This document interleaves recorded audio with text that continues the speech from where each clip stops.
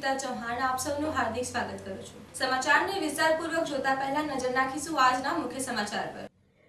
Vadodara ST bus stand પર રક્ષાબંધનને લઈ મુસાફરોનો ભારે ઘસારો। બહેનો અને સંબંધીઓના ઘરે જવા મુસાફરોની ભીડ ઉમટી। તહેવારોમાં મુસાફરોને અગવડ ન પડે તે માટે એસટીનું વિશેષ આયોજન। 26 થી 30 ઓગસ્ટ દરમિયાન 150 જેટલી એક્સ્ટ્રા બસો દોડાવશે। રોજની અંદાજે 50 વધારાની બસો શોર્ટ ટ્રીપ રૂટ પર દોડશે। પંચમહાલ, હાલોલ, કાલોલ, દાહોદ અને ગોધરા રૂટ પર વિશેષ બસો। દાહોદ અને ઝાલોદ રૂટ પર મુસાફરોનો સૌથી વધુ ધસારો। ભાવનગર, રાજકોટ, દ્વારકા અને અમદાવાદ તરફ પણ વધારાની બસો। પાવાગઢ મહાકાળી માતાના દર્શનાર્થી માટે પણ વિશેષ બસ વ્યવસ્થા। તહેવાર દરમિયાન મુસાફરો સુરક્ષિત અને સમયસર પહોંચે તે માટે એસટી તંત્ર સજ્જ। Reporter Rahul Rajput, YNN news, Vadodara.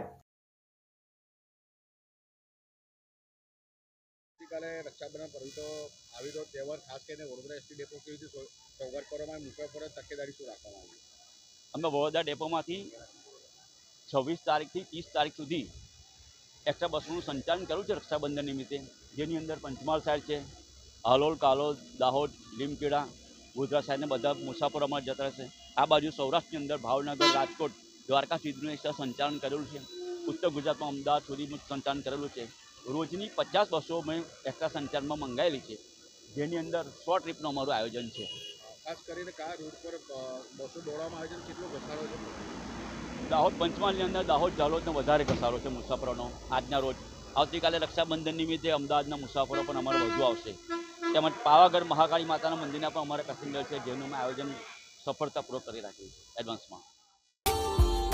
Subscribe now and press the bell icon. Never miss an update.